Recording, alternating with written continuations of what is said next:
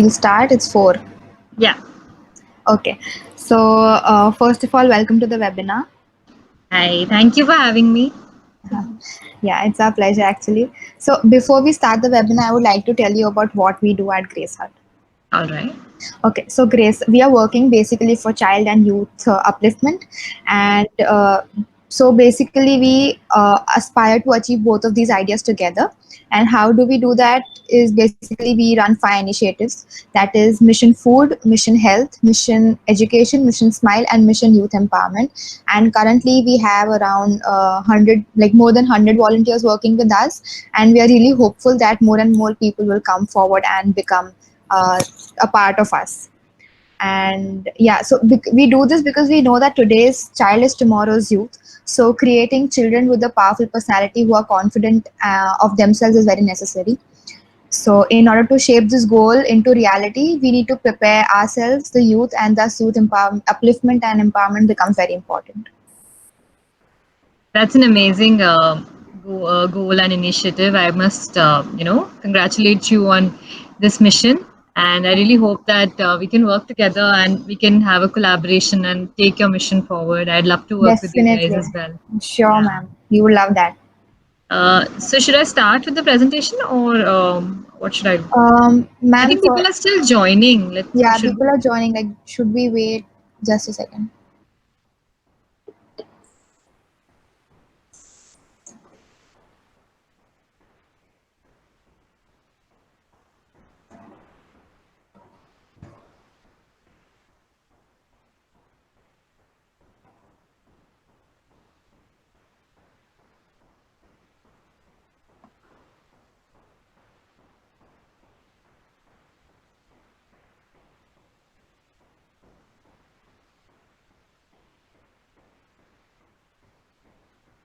I guess we'll just wait for 1 minute.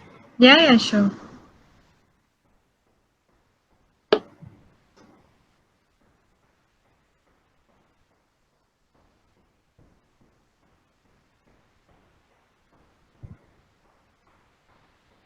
Okay, ma'am. So before we go on to see your presentation, I would like to ask you one question.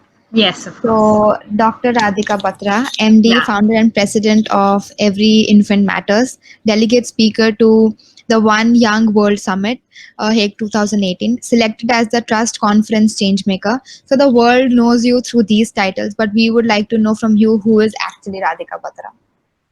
So that's a very interesting question, and thank you for asking me this because not many people ask, and they are just very focused on the external facade. That is, Yeah. but so basically, I'll tell you a bit about myself. I joined pediatrics in 2016. I started my residency, Hmm. and when I joined, like I've always been a very empathetic person because I was also unwell as a child, and I had a rare form of tuberculosis which lasted for several years. So I could see the problems that happen when medical treatment is not given properly to children. And I'm from a Yeah. very, so as to say, a very privileged background. Like my parents are also doctors, but I had so much of trouble in getting myself diagnosed and treated because my condition was slightly out of the ordinary. Now Hmm. I just wondered, that a person who doesn't have the kind of advantages that I have, if such a child is unwell and it has a slightly difficult problem or a rare disease, the kind of hurdles they are going to have to face, and healthcare in our country, as you know, is a very huge problem. The Yeah. hospitals are overburdened. The people have to do a lot of effort for healthcare. So I just wanted to, make a difference and help out these children in whatever way possible. Yes. Yes, so that's what that's sort of what came over me. I always wanted to do it, but now that I'm actively doing it since the last 3 4 years, so it's sort of really uh, redefined my personality and it's changed me as a person. Okay. So I would say that I'm a very empathetic person, that I can feel for people, and at the same time, I understand the practical aspects of everything. You have to keep a lot of you can't just go along with emotions. You have to keep a Yeah. lot of practicality in mind when you're trying to help people, because very often it backfires. Like I have Hmm. had instances where I have tried to help people, and and gone out of the way, but it's backfired of me, and I've been blamed for, whatever help I tried to give. So I think over the years I've learned all that, and I'm just a very simple person, who just wants to help as many people as possible, and help be with my family as much as possible. So I think, yeah, Oh, that is that's who sweet. I am. Yeah, yeah, Okay, great, ma'am. yeah. So we can go on with your presentation, like, Yeah, all right. I'll just put on the slides. yeah, sure. Just a second.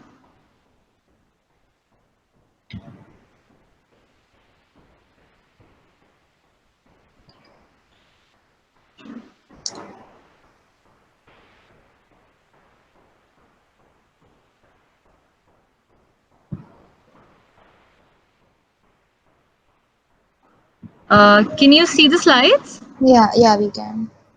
All right. Just a second. Are they changing also? Yes. Okay. Are they still changing? Yeah. Okay. So as you all know, I run this non-profit called Every Infant Matters, and Every Infant Matters is an initiative that I undertook to reduce some of the inequalities that the children face in India in the healthcare sector. And this is what This is a sort of a holistic health program, but we have a flagship project, and our flagship project is basically to prevent the irreversible blindness that is caused by vitamin A deficiency.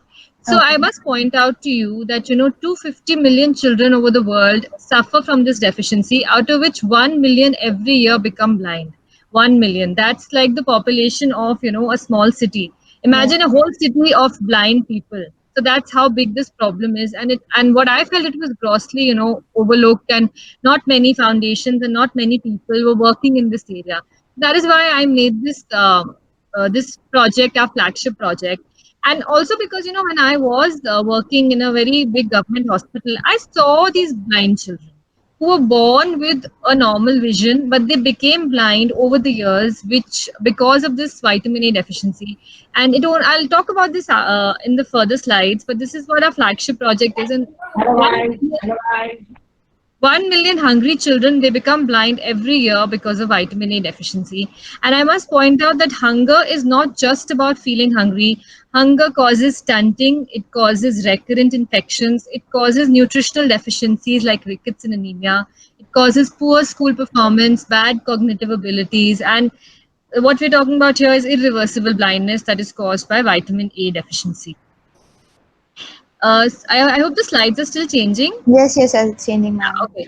So, hunger and disease, they have a cause-effect relationship. And like I just said, 250 million children suffer from vitamin A deficiency and are at risk for irreversible blindness. And this problem is blown so much out of proportion because it's a very, if you think about it, now it's not something like COVID, which is incurable, or something like HIV. It's actually a very small thing, but yet it's causing millions to become blind and suffer a lifetime of misery. So it Mm. only occurs because the children in our country and in African countries, wherever there's poverty and malnutrition, their diet is very bad. It consists of small amounts of rice. There's no milk, no butter, no eggs, no cheese. There's a lot of loss of nutrients because of chronic worm infestations and diarrhea. So this is why this A deficiency occurs. So it's actually, if we just give them food, they won't become blind. But since we can't give everybody food, we are giving them vitamin A. So, Okay. to at least prevent one aspect of this malnutrition. Of course, malnutrition itself is a huge spectrum of illnesses, but this is something which is, I feel, very debilitating in the long run. So, aside from vitamin A, we also have 880 million children worldwide suffering from worm infestations. Oh And my worm God. infestations cause a lot of problems. They cause chronic abdominal pain, diarrhea, poor growth, short stature, stunting, poor weight gain. All these problems are caused by worm infestation. So, our second project is about treating this worm infestation by giving children albendazole, the deworming tablet. And another problem which is very prevalent in the healthcare sector is that 20 million newborns every year are born of an inadequate birth weight. Like a normal newborn should have a birth weight of at least 2.5 kg, but most of them are born less than this weight, and this causes both immediate and long-term disastrous sequelae. So immediate being neonatal sepsis, infant mortality, neonatal mortality, then jaundice, meningitis, and the long-term ones being increased chances of obesity, diabetes, and metabolic problems. So overall, if you see, these 20 million newborns will grow into 20 million adults with lifestyle diseases. This is Yeah. the, or they will die in childhood themselves, or they will have childhood health problems. So this is a very big problem. So what we started to do for these children is that we started attacking this problem while the child was still in the mother's womb, and we Hmm. started giving the mothers prenatal vitamins from third month of pregnancy till term. So the idea is that you give every child a healthy start from the very beginning, right when they Okay. are in utero. So this Hmm. was the idea behind this project. So this is what we do at Every Infant Matters. We leverage the power of partnerships, and we have a primary partnership with the US-based organization called Vitamin Angels. It's a 501(c)(3) nonprofit, and they give us free medication. They give free medications in 70 countries. But Hmm. what they don't have is the kind of implementing channel that I have developed, in the grassroots, and I've developed a last mile delivery channel for these vitamin A and albendazole distributions. And I'm able to reach like the, in most interior parts and the most remotest parts of the country through these partnerships, which these people cannot reach staying in a country like America. So that Okay. this is a, it's a mutually benefiting partnership. Like they have medicines to give, but they don't know who to give it to, so that ultimately the children and mothers are benefited. But we know who to give it to, so we have a sort of a synergistic relationship. Yeah. So we've that's our primary partnership. And then we have implementing partners in 5 countries. In Okay. India, we've partnered with the Indian Medical Association. So Indian Medical Association has a lot of camps which they do, and they give our medications and they promote our ideas. Then there are Gurudwara charitable clinics. Then there are church groups in the remote Yes. northeast in Manipur and in Assam. We have a collaboration with a group called the Center of Development Initiative, who give doing a lot of charity, a lot of healthcare in the Northeast. Then hospitals, doctors, nurses who are working with disadvantaged children, local grassroots NGOs like Saksham, Chetna, Robin Hood Army, Donate a Meal, they're all our partners. So in Nigeria, we have a very big project going on that's done in collaboration with 2 partners there.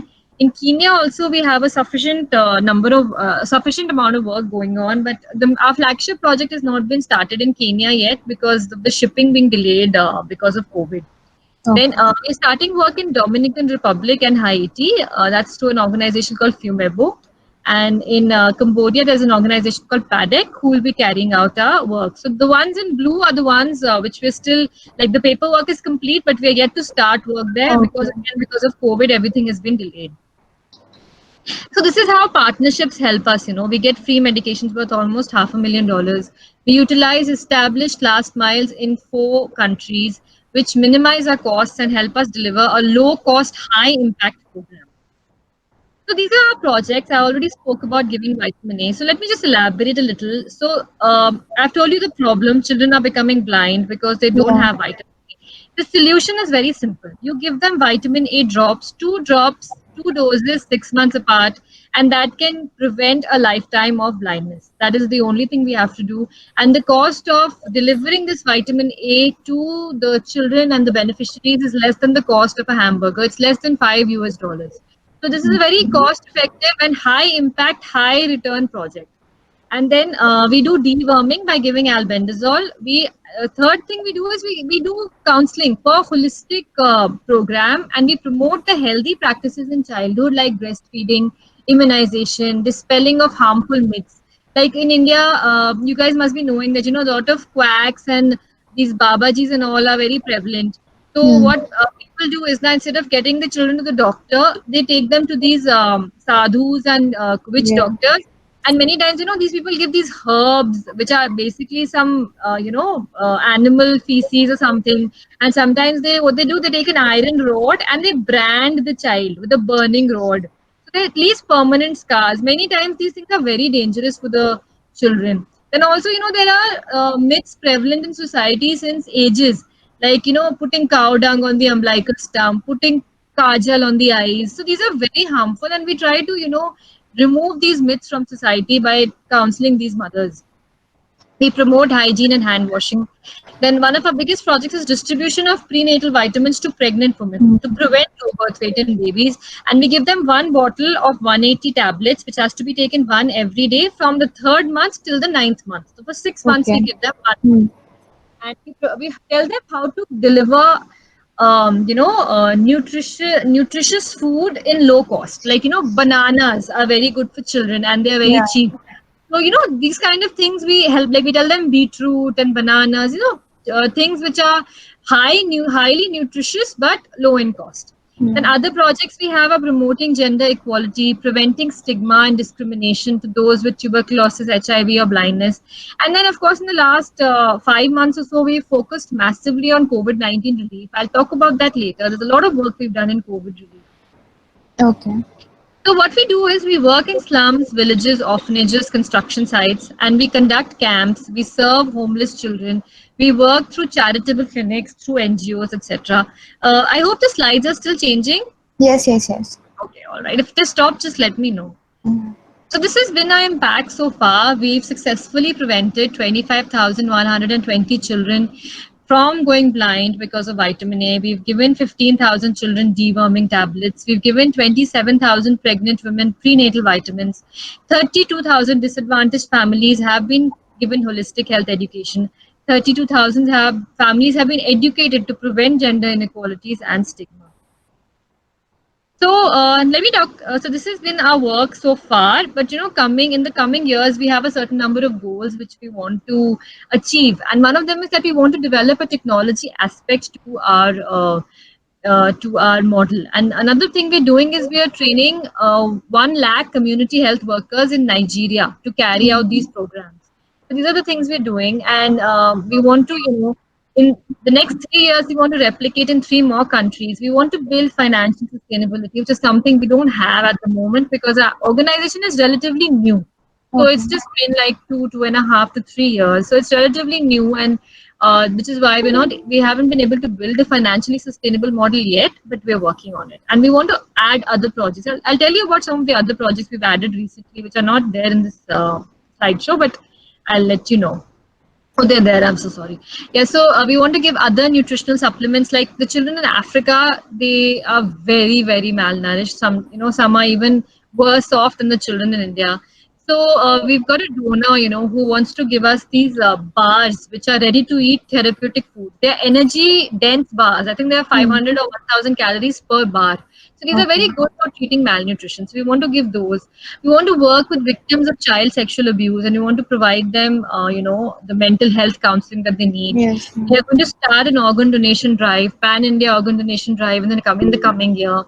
Then we started a disability program. So that is something we've started very recently, where we are empowering and supporting the mothers and caregivers of disabled children. Because what happens with disability is that the focus is always on the disabled child, but the mother who's suffering the more, as much as the child is suffering, her needs are often neglected. Her family is not supportive of her. In India, that's a very big problem. The in-laws, they don't support, they blame her, because of you the child is like this. Yeah. So to support these women by giving them empathy and emotional support by mothers who've already dealt with a disabled child all their life. So it's basically a mentor-mentee program where Hmm. experienced mother of disability helps a new mother of disability. That's the program.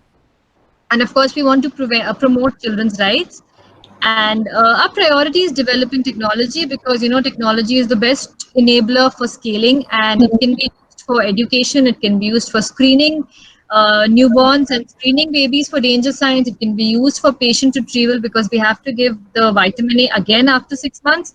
So what we Hmm. want to do is build a text message reminder program that the technology finds out who's been defaulting and sends them a reminder. Then you Yeah. want to track the movements of health workers, inventory, Hmm. monitoring, evaluation. A lot of things technology can do for us, but this is still something we're building. So the One Young World recently calculated a social return on investment, and for every dollar invested in Every Infant Matters, the return is worth 72 US dollars. That's what they Wow. calculated. Thank you.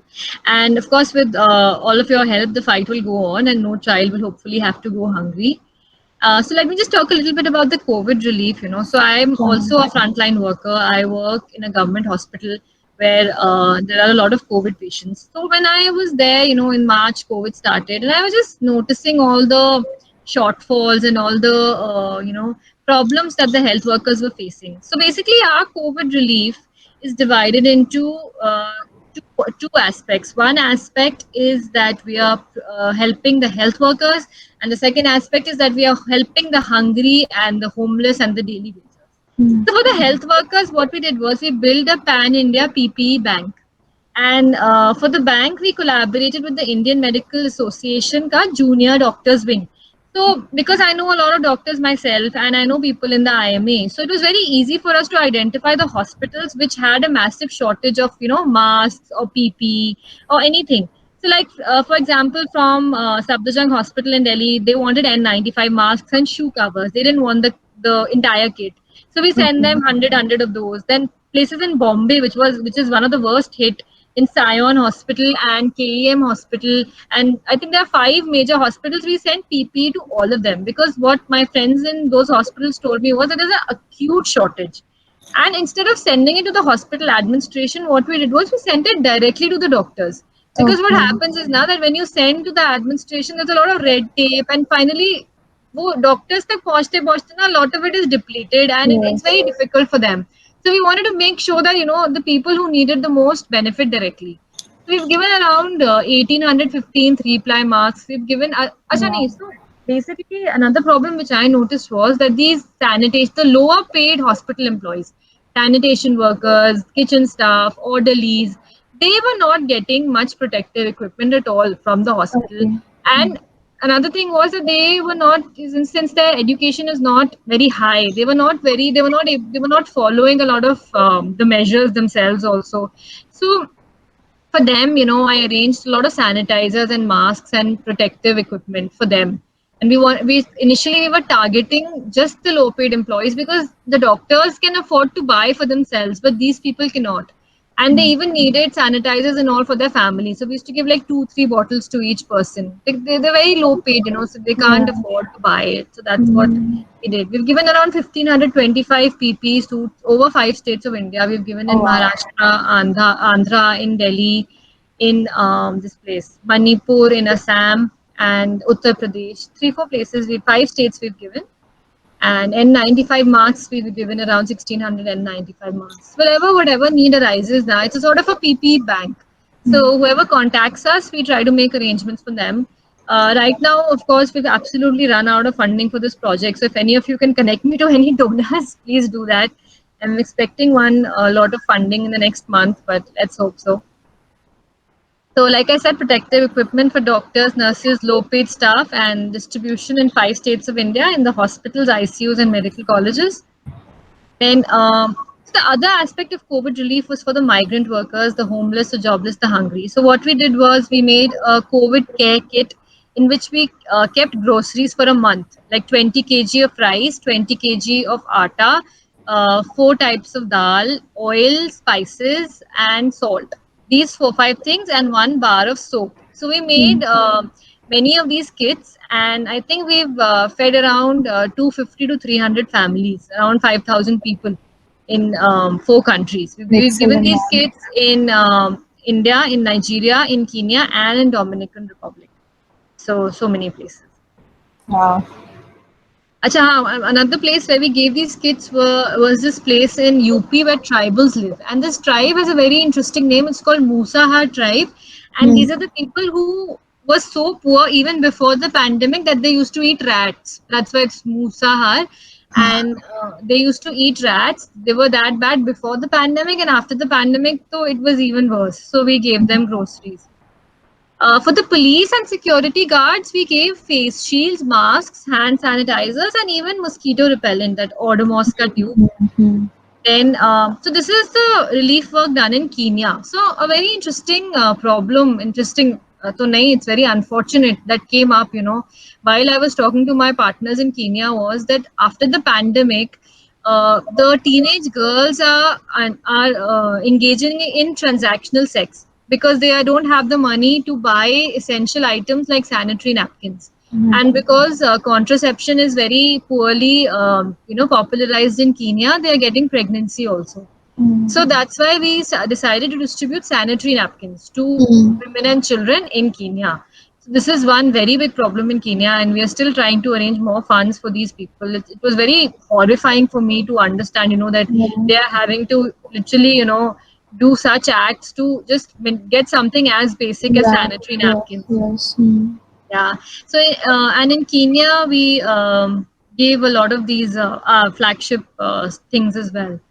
So in Northeast, in Assam and Manipur, we gave these the nuns over there wanted to stitch their own masks.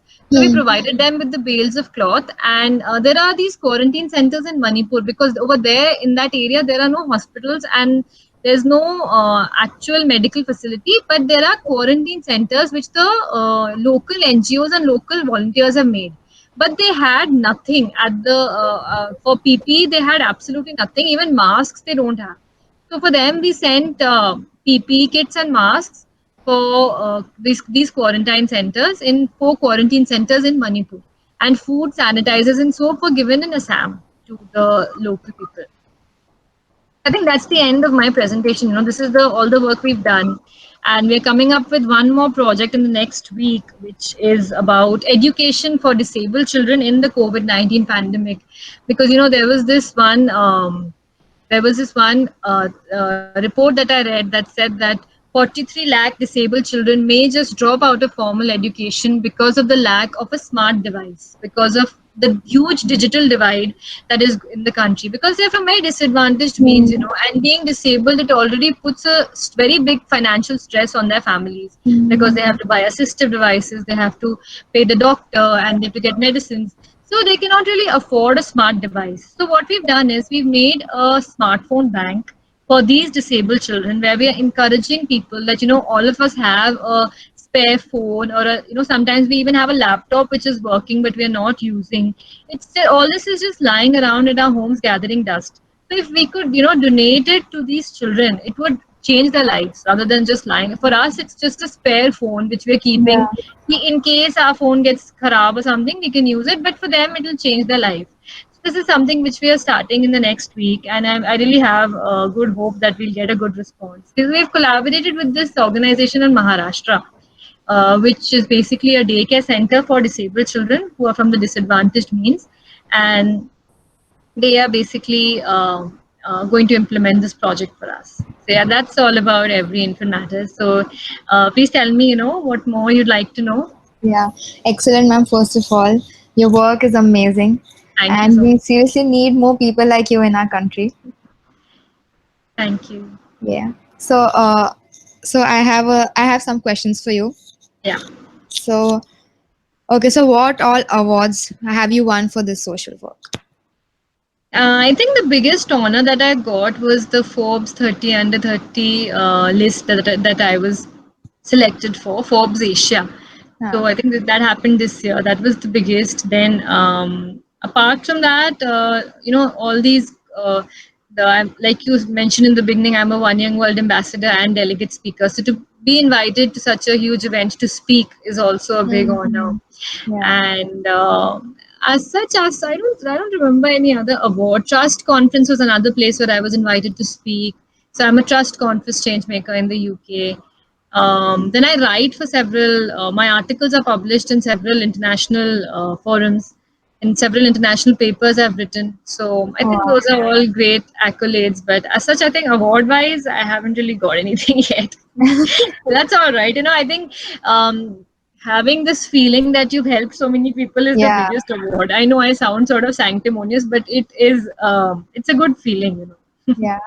Like even in my hospital, when I give sanitizers and all, the housekeeping, the sweepers and all, they get really happy. So then even I get happy that Yeah. I guess that is the biggest satisfaction that is the biggest anybody. satisfaction. So the awards and all are secondary. Of course, it felt really good to be on the Forbes 30 under 30 list, but yeah, that's about it. Great. Yeah. Okay. So, what led you to work for this great cause? So I think I mentioned this in the beginning. I was Yeah. first of all unwell as a child myself, and then secondly, I saw this one. Oh my God, this one or two patients, which really touched me somewhere. One was a blind child who was born normally, and he became blind later because of vitamin A deficiency. And he was sitting in his mom's lap, but he kept scratching his mother. He kept abusing her, proper, Hindi swear words and everything, because he was so frustrated. And his frustration and his anguish was very palpable to everybody who could Mm. see. So these kind of patients really hit you, and they make you think that, what are we doing? Mm. Yeah, okay, we are working in a hospital, but we have to see the bigger picture also. True. Then there was one child who came to the OPD, to the emergency, sorry, came with seizures and ultimately died after 4 days. So when we Mm. took a history, we found out that a dog had bitten her, and instead of getting vaccinated for rabies, she was taken to those religious godmen, and they gave her some herbs that this will be enough for protecting you from rabies, and you don't need any injection. And then ultimately she died. And rabies is a very painful death. So Yeah. that is, and it's even more painful because it's so easily preventable. I mean, a 4-year-old girl, she could have lived a very good life. She could have become a doctor or a lawyer, anything. It's such a loss to humanity when such children die, or Yeah. any child dies. But even more so when it happens because of such a preventable and such a such a basic thing, which should be actually a right for everybody. Right to Mm. health is something which is very basic. Yeah. And the problem in India actually is, that 40% of the children are not immunized at all, True. despite there being a universal immunization program in place and it being free for everyone. There is a very big lacuna, and last mile delivery of these health services is not there. So we need to strengthen the last mile delivery system and get, because what happens if someone is staying in the interiors of a village? There is no vaccination facility there. They'll have to miss a whole day of work to get the child vaccinated, and they're not even Vaccinated. sure that it's going to benefit the child. So who is going to do it? They don't have that Mm. kind of luxury, and they don't have that kind of insight also that, this vaccine can actually save my child's life. Yeah. So this is one of the very big problems. Great, ma'am. So, how did you start your first project? So you mentioned why did you start it, but then we want to know how did you start it? So I started it on a very small scale. I spoke to the American NGO and I told them that I'm working in this hospital for disadvantaged children. So we started in my own hospital. It was just me and a few of my colleagues who volunteered with this issue, and it was just like the very few of us in Ghaziabad itself. And then we expanded to a few more cities like Rewari in Haryana, and in Delhi, a few doctors in the construction sites where the laborers' children used to be there over there. So Mm. that's how we Mm. started, and then we scaled it up. Like slowly, we built up partnerships, and I think because the Mm. project itself is so impactful, Yeah, and yeah. it's so such a low cost, high return sort of project, that a lot of people came forward and said that we want to Mm. be a part of these projects, and we want to collaborate with you. So that's how we expanded our outreach and ultimately reached to a great level. Okay, so you mentioned like you spoke to somebody in the American NGO. So how did you get in touch with that person? Like, how did you network in the first place? I think some doctor introduced me also. Like I dug up a common connection, and I was given an e-introduction to them. Mm. So I took it up from there, and I had a conference call with them. It was a lot. It's not easy to get people Yeah. to trust you. That's what I'm Mm. trying to say. Like, you Mm. really have to show that you have a genuine cause, and you really have to. Of course, initially they give you a very small amount, but then when you see that they are it's a good delivery system that you've provided for them, then Mm. they are more encouraged to give you, like, one donation leads to the other, but True. provided you use that donation well, that is, and in a very cost effective way. That is the Yeah, yeah. premise of the whole thing. Agreed. Agreed. And so, how do you help children voice their problems or opinions openly without any hesitation? So I think with children, the best thing to do is be honest with them. Hmm. Often, for there are some children who are hesitant to speak in front of their parents. So what we do is we send the parents out, and And often, a girl child is hesitant to speak to a male doctor, Yeah. and vice versa. So, we try to, at least I try to, spend a few minutes trying to understand, because a lot of the problems in children are psychological also, Mm. functional, jisko kehte hain, that there are chronic abdomen pains lasting years and years and years. No reason, every investigation is normal, but it's just something which is there. So it's called Mm. functional abdominal pain, and the only problem is that they're stressed about schoolwork, or there's a fight at school, or something, something, something. So this is how we reach out to them, and we try to get them to tell us ki, what is the true problem. If there's a sibling in the house, often what happens is that they are bedwetting Yeah. because of lack of attention that is given to them. They start bedwetting in a subconscious, like they don't do it consciously. It's a Yeah. very subconscious attempt to Mm. get the parental attention. So then we have to counsel the parents also. That's how Mm. we do it. Yeah. So, I guess, ma'am, while counseling, you would have met parents who wouldn't agree with the what is happening with the Of child. course.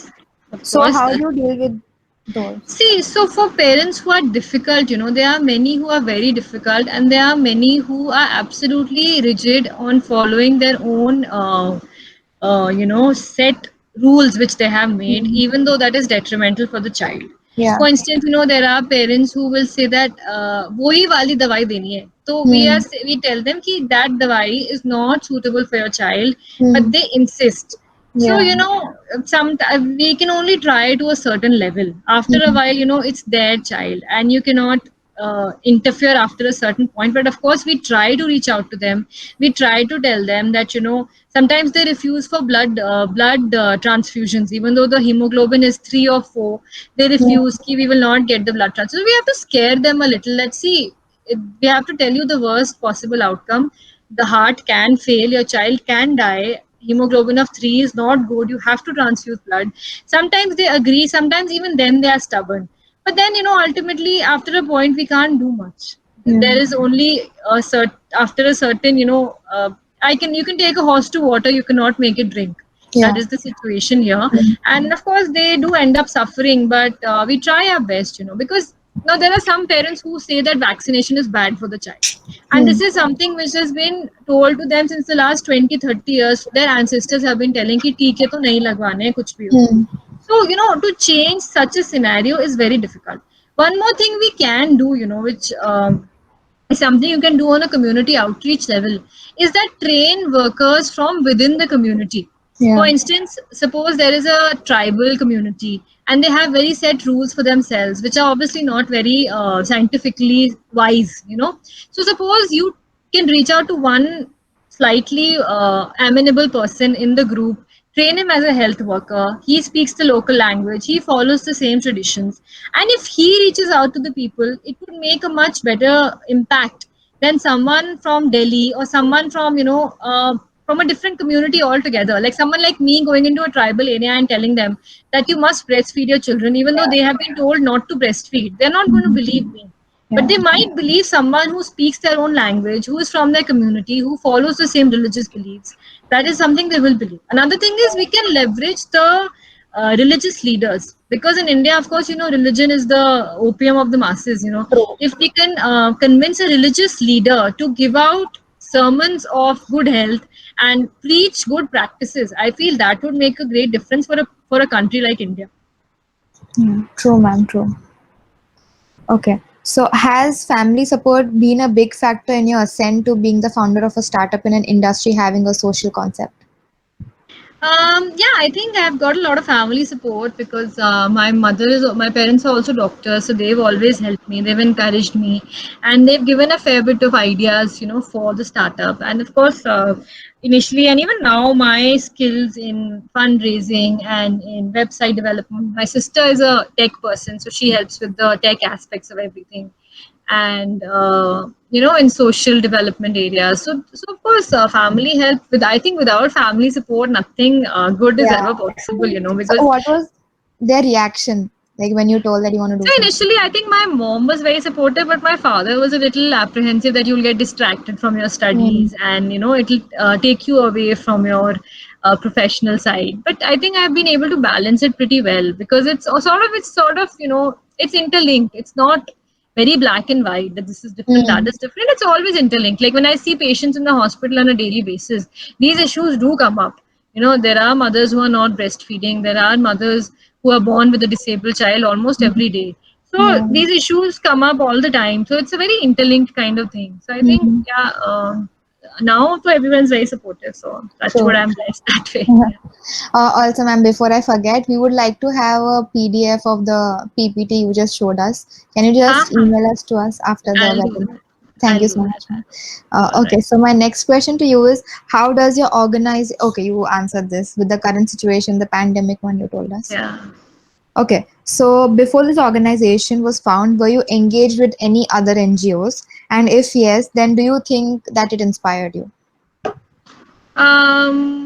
With any other NGO. So I've done community outreach programs in my school time. We used to teach the disadvantaged children. That was one. Then not NGO precisely, but always worked with a lot of disadvantaged patients. And I think working in such setups, like there was one patient, like I worked in one of the biggest government hospitals in Delhi. There were patients where they needed something as extensive as a heart lung transplant to save their lives, which is not even done in India. So, these things really pinch you somewhere, that because of lack of facilities, lack of ventilators, lack of infrastructure, people are dying. And not because that they have a problem which will kill them. They can be saved, but because they don't have the money, or they don't have the ability to generate the money, or the hospital is lacking a ventilator and the patient is being shunted from one hospital to Yeah. other trying to find a ventilator. So these problems are killing more people than actual diseases. Hmm. Lack of immunization is killing so many children. So, True. these things really pinch you somewhere, and that is what all my life I'd seen these nonsensical issues. So that is what I think inspired me. Yeah. Yeah. Okay, so my next question to you is, what would be your message to the budding social entrepreneurs who are in two minds about harnessing their skill sets in their area of liking? So I think, my message to them is that find some cause which you are deeply empathetic about. Because until and unless you feel very deeply for something, you will not be internally motivated and driven enough to actually do some effort and make a change for the society. You don't need to be a doctor, you don't need to be a nurse, you can be anything, you can do anything, you can be someone in school. Like school children do so much these days, but the only common factor between everyone who's actually making a change is that they feel very, very, very deeply for a certain cause, and they have tried to incorporate whatever skills they have in trying to make a difference towards that cause. Hmm. It can be anything. It can be education, it can be unemployment, it can be human trafficking, animal welfare, anything. But Yeah. there's so many people I've seen on my social media, they're very passionate about dogs and Yeah. street animals. So that is also a cause. Someone Hmm. who's against child labor is also a cause. So you just have to find something you're passionate about and just pursue that. And I think then it starts coming from within. Once it comes from within, then there's no stopping you. So, ma'am, I guess a lot of like young people are facing is that they know their passion, but they don't know the process of pursuing the whole thing. So, So any then they can always recommendation? reach out to people like me. My email ID and my LinkedIn is always there, and I'll help Yeah. them and guide them in whichever possible ways. And there's always a small thing you can, there are always Hmm. small steps towards building something big. Yeah. Yeah. Something, if you're passionate about the environment, start by Hmm. telling people in your house to switch off the lights and fans. True. Small things, keep the taps closed. Chote chote kaamon se hi it'll be a big difference. If Hmm. each and every one of us make a small difference in our own lives, cumulatively it'll make a very big difference. Agreed. Totally Yeah. agreed. And Yeah. please share my email ID and LinkedIn with all your networks. So if Definitely, anybody wants ma'am. to reach out and discuss, I'm more than willing to help. Yeah. Yeah. Okay. So, how does the future look like at Every Infant Matters? So the future looks like us having a technology model, which I already talked about, and it Yeah. looks like us having financial sustainability, which we need very urgently. Yeah. Then it looks like us working in a few more countries, and it also looks like us having a lot more projects. Like there are a lot of ideas in my head, which partly I don't get the time to work on, and I don't really have a lot of employees or anything right now. So once we have a financially sustainable model, we'll have paid people. Like right now, we Mm. have mostly volunteers. We don't Yeah. have any paid staff. So once we have paid staff, I think things will get more streamlined. Right now, I would say it's just like a 2-3 people army. So once we have more people, we'll be able to implement a lot more projects. Yeah. True. Okay, so my last question to you would be Grace Hut is a student initiative working for child upliftment in Ahmedabad. In what ways can we expect you to guide and help us? Whatever way you like. If we want, if That's you so want to sweet. do some projects in collaboration, then I'll be happy to give ideas, in something which we can work on together. Because I feel the student community is a very influential community because you Mm. guys have so many networks, and networking is the main that thing the what do you call it the foundation of Yeah. every initiative is Mm. networking. If you can't get your message across, then you will not get results. True. So if you guys have any ideas for projects in mind, you take it up with me. I'll be very happy to collaborate. I'll put my team on to work on that. If you want me to suggest projects, we're starting the smartphone project. If you guys want to be a part of this project, this is a very good project for beginners, because it's as such it's nothing.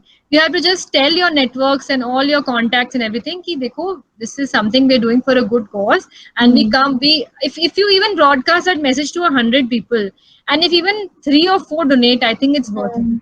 Yeah. Right. True. So I think this is a very easy project, and it's good for beginners to, do something. And then you can always, like my organization gives everybody certificates of excellence and, of appreciation. So that really helps in applications to universities later on for your post graduations and abroad. And, if you have a certificate from an international organization, it helps. So, that is something which I can do from my side. If anybody wants to donate their time, or they want to volunteer, or they want to start some new project also, I'll be very willing Mhm. to, look into it. Thank you Yeah. so much, ma'am, for yeah. And okay, so lastly, we have a question and answer session from the Yeah. audience here. So yeah, anybody who wants to ask a question, please unmute yourself and you can ask the question.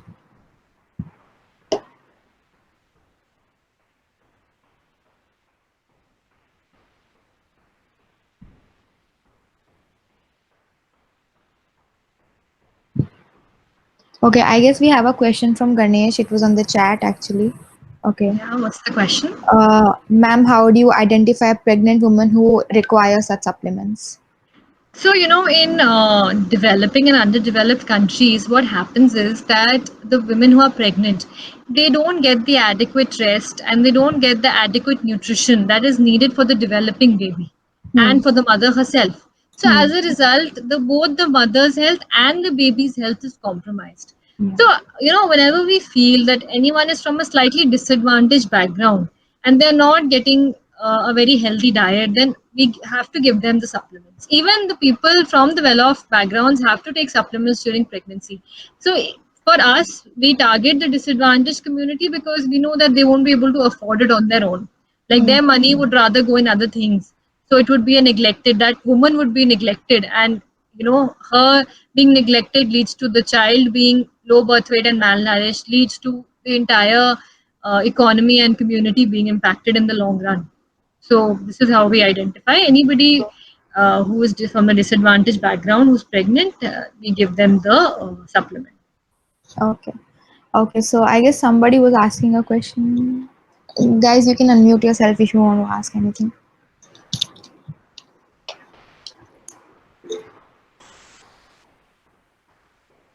Okay, I guess we have one more question. Okay, so Ganesh is asking how can we as volunteers help your NGO? So just like I said, we can do any project which if you guys want to start, and if you want to join the same projects which we're doing so far, you can help us in identifying implementing partners. Like in Gujarat, we don't have any partners yet. So if you can help us identify any grassroots NGO who's working with children, we can collaborate with them and we can send our medication and we can do the training online for them. So that's one way you could do it. You could help us in finding partners. You could help us in raising funds. That's very important. Mm, And mm, fundraising is a very important aspect of any social enterprise, and that's something which we really need help with. So if you guys know of any donors or any agencies which are supporting NGOs doing work in COVID relief or otherwise in health, then you could help with that. You could help with social media. I am terrible at social media. See, if you see Instagram and all, it's not as active as it should be. Like I mm, think there was a lot of matter on this presentation which is not even there on Instagram yet, and website development. So anything, volunteers are more than welcome. So please mm, reach out to me in an individual capacity, and we'll see, what we can work out regarding your personal profile and your interests personally, and your how much time you can give, and how what interests you as a person. So mm. whoever wants to volunteer, please reach out, and we'll work something out. Okay. Yeah, I'll just drop my email in the chat box, Yes, yes, please do. and please connect with me on LinkedIn also. Guys want.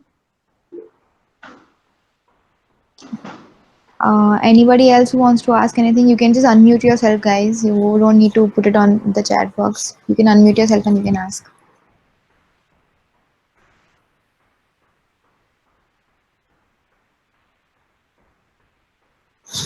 Oh, you're welcome, Ganesh.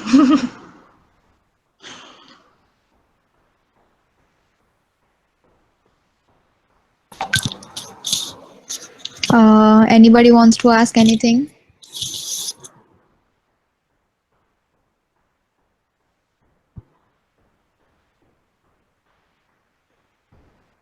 Okay, ma'am. I don't think there are more questions. All right. Uh, Also, ma'am, one question I have. Uh, Yeah. So, how did you grow yourself on social media? Like when you started the whole NGO thing. So, how did you grow your social media? yeah, like I said, I'm very bad at social media. I just have, I think, on Instagram, we have hardly 100, 200 followers. If someone could Okay. help me with that, now that will also be of great help. Facebook also, we have hardly 200 followers for our Facebook page. LinkedIn has even less. So if someone can help us with that, I'll be more than grateful. In fact, my personal Instagram has 2,000 followers, but the every infant one has only 200. So if Oh, someone can help with that, please do. sure, ma'am. Thank you so much. Okay, Anytime. last call for an audience Q&A. Anybody wants to ask anything? You can unmute yourself and you can ask.